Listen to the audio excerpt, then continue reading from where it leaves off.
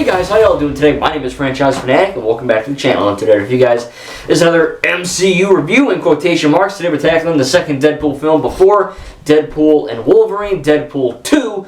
In this case we are doing the super duper effing cut. I mean it's not the F word because it's missing a thing, but this is the 2-disc Blu-ray super duper effing cut, spanking new Deadpool 2 unrated cut with 15 more minutes of stuff. So yeah, this is the normal and the extended version of the film. It's a little over 2 hours, and I did watch the super duper effing cut, or whatever you want to call it. Also, I gotta mention, this film, Once Upon a Deadpool, this is it's basically Deadpool 2, but PG-13, and they got Fred Savage, I think?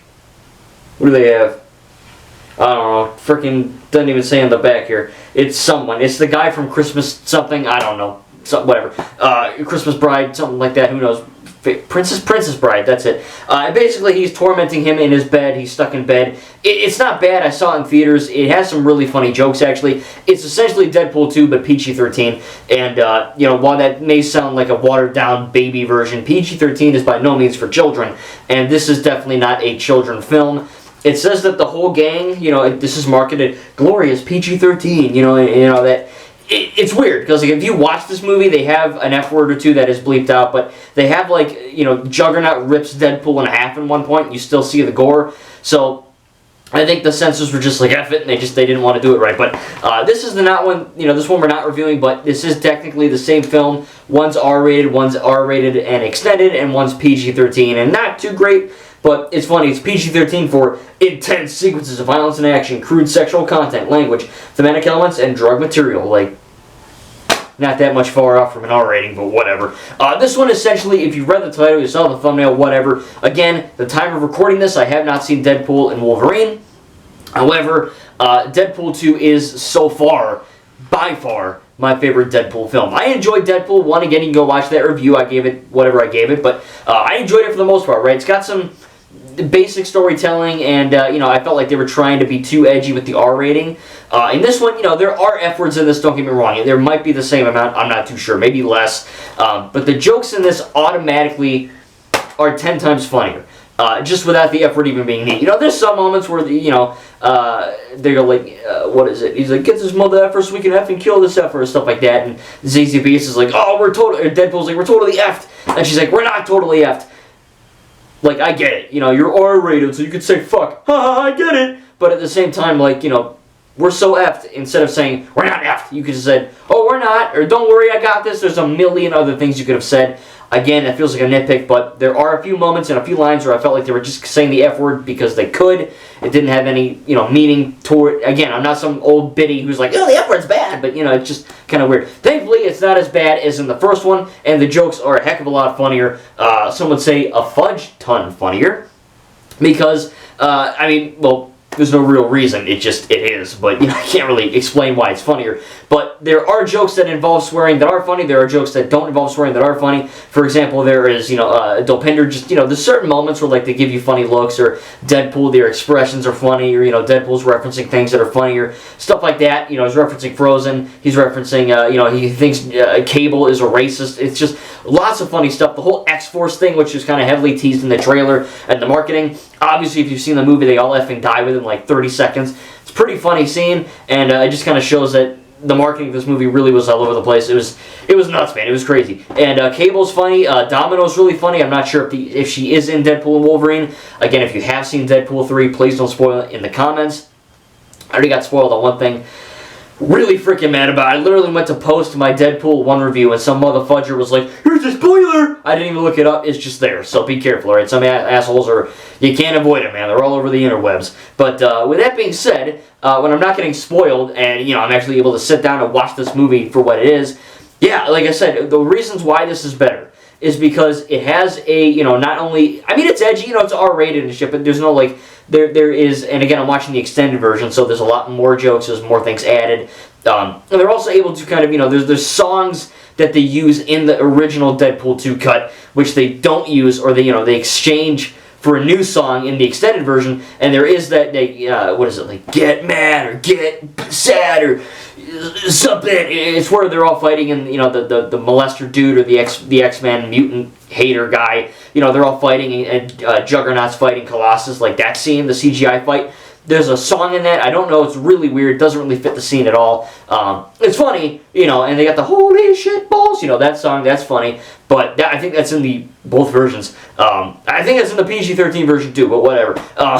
Whatever. But in that, they have a lot of different things where it's like, okay, they're extended things, and they're adding things, and they're taking things out, they're adding new things in. The Celine Dion song, I think it's like "Let Beauty Come Out of Ashes" or something like that. It's a banger. Like, I don't like Celine Dion. I really don't know anything about her. I don't listen to her. But that song fits the mood, and it fits the song, and it fits the song. It fits the film, and it fits what they're doing, so I like that. But again, I think the extended version is a lot better. They added a few new jokes, they replaced a few that maybe weren't as funny with some new stuff. Some of the song choices aren't as great, but it is what it is. But that being said, though, the actual content in the film regarding the plot is way effing stronger than it is in the first one. Because the first one is it's an origin story, but B, it's also, I guess a revenge story, but it's also a story of Deadpool, Wade trying to get Vanessa, his girlfriend, trying to save her from essentially Ajax, who is basically Bowser. Vanessa is Peach. It's essentially a freaking Mario. It's a rated R Mario game, basically. And with that, he's even in the red. But with that, and he jumps too. With that being said, though, there is some stuff that it's like, okay, I like what they did, but again, it felt a little bit basic. This one is not basic. Okay, you get the X-Force stuff. You get, the fact that Deadpool is kind of mourning over Vanessa because she dies very early on, and of course the amazing opening credits are saying like, "What the fuck?" Or they're like, "How did you kill her? Why would you do that? Oh my God, how dare you? What the heck? What's going on?" It's the credits are really funny. They have these funny blurbs, but at the same time, you also have that character arc that Deadpool goes through, which he's not just the merc with the mouth. He's not just a funny a-hole. He actually went through an arc in this film, which is really freaking great. Because in order to kind of expand on the mythos of this character and his role within it, it makes a lot of sense that they would do that, and thankfully it works. So yeah, Vanessa dies. Deadpool is mourning. He is trying to kill himself early on because he's like, oh, I killed everyone, but I couldn't kill myself. And Colossus is like, hey, you gotta be an X-Man, and you gotta forget that she's dead. She ain't coming back. It sucks, but you gotta move on with your life. Blind Alice says the same thing, and Deadpool kind of goes throughout this arc of basically trying to die, and he does die a few times, and he kind of meets Vanessa in this heaven-esque, Deathly Hallows Part 2 train station-esque looking thing, and she's like, hey, your heart's not in the right place, you gotta get this together. And that is automatically better storytelling than the first one, because Vanessa has something to do other than get kidnapped. She's the motivator. She's like Rose Tico in The Last Jedi to Finn, right? And I guess DJ's there, but Rose being the good side, trying to convince Finn to do X, Y, Z. That is also the same type of thing here. Vanessa's like, hey, you got to do a certain amount of things. You got to do this one thing. You gotta. In order to get to me, you have to do something, and you got to make your life worth living again. You're trying to kill yourself. That ain't gonna cut the mustard. So thankfully, he is able to, kind of go on this story and kind of figure out what it means to live, what it means to not want to die, and what it means to watch over a kid who, of course, is Russell, played by some guy, Jacob something. He's in the Monsterverse. He's probably the weakest aspect of the film. Some of his jokes just don't land. They're kind of cringy. He's not a bad actor. He does fine in the role. I don't hate the character. There's actually a lot of hate toward this guy online, but I don't mind him. I think he's pretty good. There's a few lines that, like I said, they're not extremely funny. Or, obviously Deadpool and other characters are funnier than Russell, but, he's kind of the main plot point, and he basically, mucks things up for a lot of people, including Cable, played by Josh Brolin, which also played Thanos, so there you go. Obviously, everyone effing, you knew that, but still, had to say it. The post-credit scene of Deadpool 1, like, hey, we're gonna get Cable. Who is it gonna be? And I like that they actually kind of followed through on that. That's actually kind of sick. But Cable's in this. He's kind of the bad guy at first. He's trying to kill Russell. Deadpool's like, hey, why are you trying to kill this kid? Deadpool at first, Wade is like, I don't give a shit about this kid. He's like, I don't care. I don't care about this kid. Screw him. Kill him. Just let me know why. It's kind of surface level stuff. And then by the end, he really kind of grows a bond with this kid and wants to protect him and cares for him, because he understands that they've both been effed up in certain ways by mutants or by mutant hating people, so he can relate to this kid. But he also has to kind of save him and you know, find out what it is to not only make it to Vanessa, but also make his life worth living again. Really good writing, really good character arc, since the first one was basically just F-words and sex jokes. But, you know, it works. That movie worked for the most part. This one, though, like I said, man, they build on every single aspect that made the first one good. The CGI is even better. There's one or two moments that are a little bit wonky. You know, Juggernaut's supposed to look CGI because they clearly mentioned that there's a big CGI fight, so, you know, Juggernaut, I give him a pass. There's a few shots with Cable, especially when they're on like that APB vehicle or whatever. You know, they're the icebox, I think. And there's like a fight scene, right? Deadpool's like using the katanas and all that. I have a katana right there. It's right there. It's on the floor. I can't reach it because I don't know where I'm going to be lined up, but it's right there. Trust me. And you know, he's taking his. Pretend I have a katana. It's right there. He's going. He's blocking the bullets and all that. That scene. And you know, I think. I don't know. I think Juggernaut, like, you know, punches the freaking ground or something, and Cable like shoots up and goes toward the camera. It just looks really effing bad. It's a really quick shot, but it's always stood out to me as really, even without my glasses when I saw this for the first time, it just looked like poo-poo. And you know, what do you do? But you know, the CGI generally is better. The jokes are funnier. The F-word placement is better, where it doesn't just feel like they're trying to curse to curse. There's one or two moments, like I said in the beginning, that kind of have that feel, but nothing too crazy. You know, the again, as much as I like naked chicks, it's not just there to be there. It felt like in the first movie they were just R-rated movie, gotta have a strip club, tick. You know what I mean, like that. Again, as a straight dude, I'm not opposed to that, but at the same time, as a movie critic and a movie lover, it's like, do we need these? You know, I'm trying to kind of piece this together in my mind. And this one, you know, the extended version did have a singular boob, and again, I'm not complaining, but, you know, that felt right because Deadpool was doing a certain montage in the beginning. It's actually not in the other, I think it's in the PG-13 version, weirdly. But it's also not in the theatrical version.